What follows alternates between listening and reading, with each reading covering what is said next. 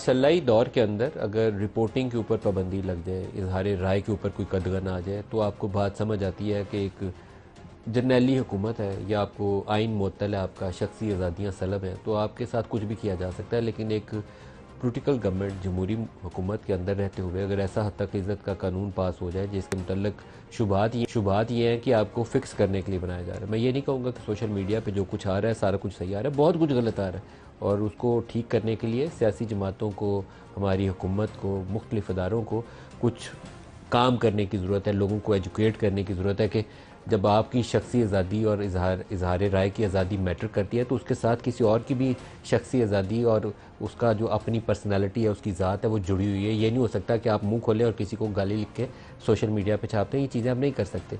लेकिन आप ऐसा कानून भी नहीं बना सकते जो ऐसी लाठी और ऐसी तलवार बन जाए कि जब जिसका दिल आए किसी की गर्दन के ऊपर भी चला दे। आम तौर पर पहले मरहले में तो इसके विक्टिम कुछ हो सकता है कि वो सोशल मीडिया एक्टिविस्ट बने, कुछ पॉलिटिकल वर्कर्स बने, कुछ जर्नलिस्ट बने, लेकिन अल्टीमेटली इसके लूज़र जो हैं वो पॉलिटिशियंस होते हैं। पॉलिटिकल गवर्नमेंट्स जो हैं, जब इनकी इस्टेब्लिशमेंट से लड़ाई होती है तो इनके अपने सोशल मीडिया सेल्स के लोगों को पकड़ पकड़ के इनके अपने वज़ीर दाखिला जेलों में डाल देते हैं, इनकी अपनी FIA उठा के लोगों को ले जाती है और रिपोर्ट नहीं होते। तो ऐसा कानून बनाने से गुरेज करना चाहिए जिसकी आइन में और कानून में गुंजाइश नहीं है। इसी तरीके से पैमरा, उसने कुछ नोटिफिकेशन किया है कोर्ट रिपोर्टिंग के हवाले से। कोर्ट रिपोर्टिंग का रिटर्न ऑर्डर जो है सिर्फ वो रिपोर्ट किया जा सकता है।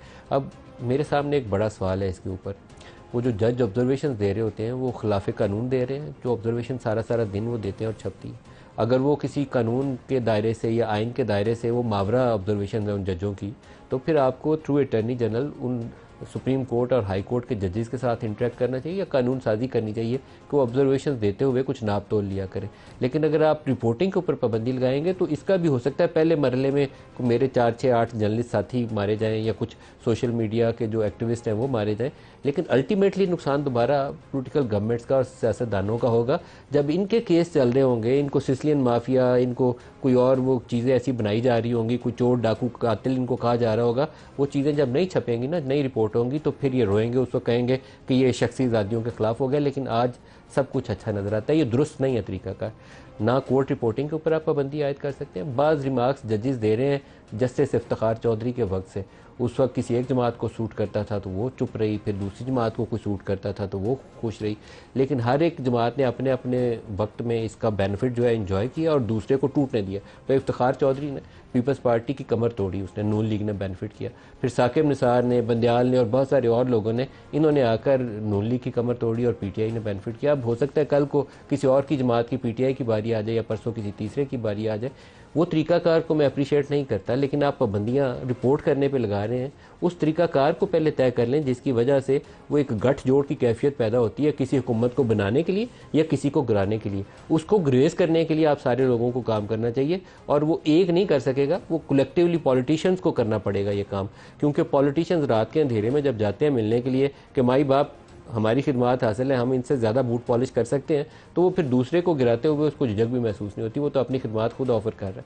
तो ये तरीकाकार आप छोड़ दें, अपनी खिदमत देनी छोड़ दें, किसी के कंधों पे बैठ के हुकूमत बनानी छोड़ दें, तो ना कोई जज बैठ के आपको चोर डाकू सिसिलियन माफिया कहेगा, ना कोई और ऐसी सूरत हाल पैदा होगी।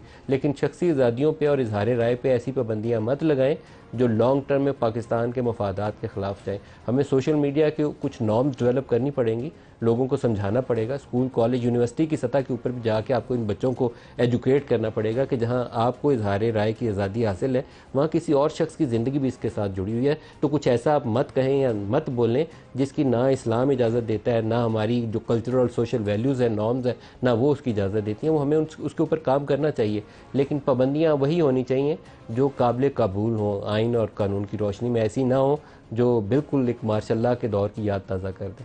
तो ये प्रोग्राम का इब्तदाइया है, कुछ स्टेटमेंट्स जो हैं वो आपको सुनाते हैं, फिर अपने मेहमानों की तरफ आते हैं।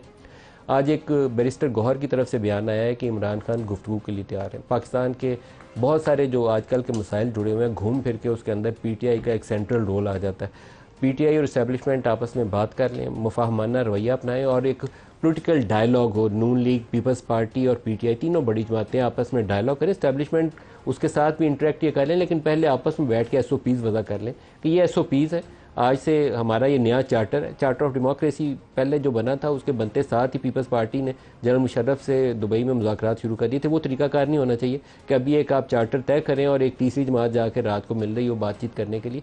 आप एक चार्टर तय करें कि हम जमहूरी तरीके से ही आएंगे और जमहूरी तरीके से जाएंगे, रात को चोरी छुपे मुलाकातें करके किसी की हुकूमत बनाने और गिराने के लिए कोई काम नहीं किया जाएगा। और फिर आप इस्टेब्लिशमेंट को भी ऑन बोर्ड लें, फिर आप जुडिशरी को भी ऑन बोर्ड लें। साल 6 महीने में ये मसाइल, हम जो फसाद है ना पाकिस्तान में, इसका रास्ता निकाल सकते हैं। लेकिन इसके लिए पहला स्टेप जो है, पहला कदम जो है वो बातचीत है। और बातचीत सियासतदानों की होनी चाहिए। वो नहीं करेंगे ना दोबारा मार खाएंगे। ये नहीं हो सकता कि आप जीत जाएं इस तरीके से। बैरिस्टर गौहर ने आज बातचीत के लिए क्या कहा, दिखाइएगा जी। आपने कहा मैं बात भी करना चाहता हूं, तो मुल्क की खातिर, कानून की खातिर, इस मुल्क की इकानमी की खातिर, इस मुल्क की आईन की बालादस्ती लाने की खातिर हम कर रहे हैं। आप बैठे ने इसको खत्म